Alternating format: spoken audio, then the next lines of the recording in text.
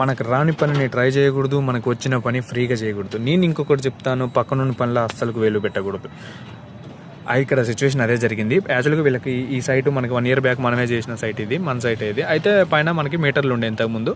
ఇప్పుడు అది వాళ్ళు ఈ మీటర్ల నుంచి ప్యానల్ బోర్డుకి కన్వర్ట్ అయ్యారనమాట. యాక్చువల్లీ నేను అందుబాటులో లేకపోయేసరికి వాళ్ళు తెలిసిన ఒక అతను ఉంటే నేను చూస్తానంటే చేస్తాను, ప్యానల్ బోర్డ్ చేస్తావా అంటే చేస్తా అన్నారంట. అదంతా వచ్చి ట్రై చేశాడు.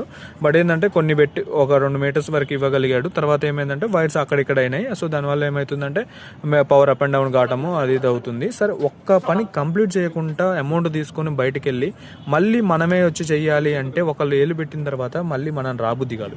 ఒకళ్ళు స్టార్ట్ చేసిన తర్వాత మళ్ళీ మనమే మళ్ళీ వర్క్ చేయాలంటే ఎవరికైనా రావాలంటే కష్టమే.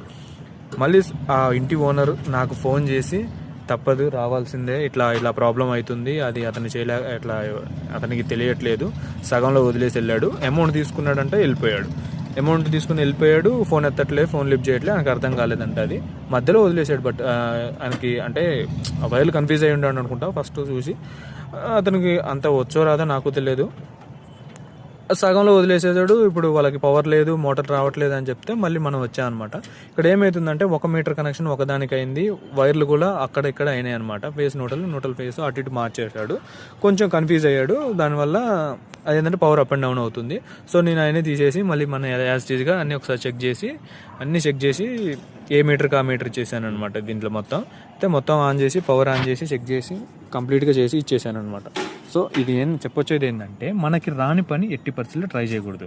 మనం చెయ్యాలి అనుకుంటే కంప్లీట్ చేసేంత వరకు మనం స్టాండ్ తీసుకొని ఉండాలి. మధ్యలో వదిలేసిపోతే ఇప్పటివరకు ఇంతవరకు అయితే ఓకే. బట్ ఏదైనా షార్ట్ సర్క్యూట్ అయ్యి ఏదైనా ప్రాబ్లం అయితే ఏమవుతుంది?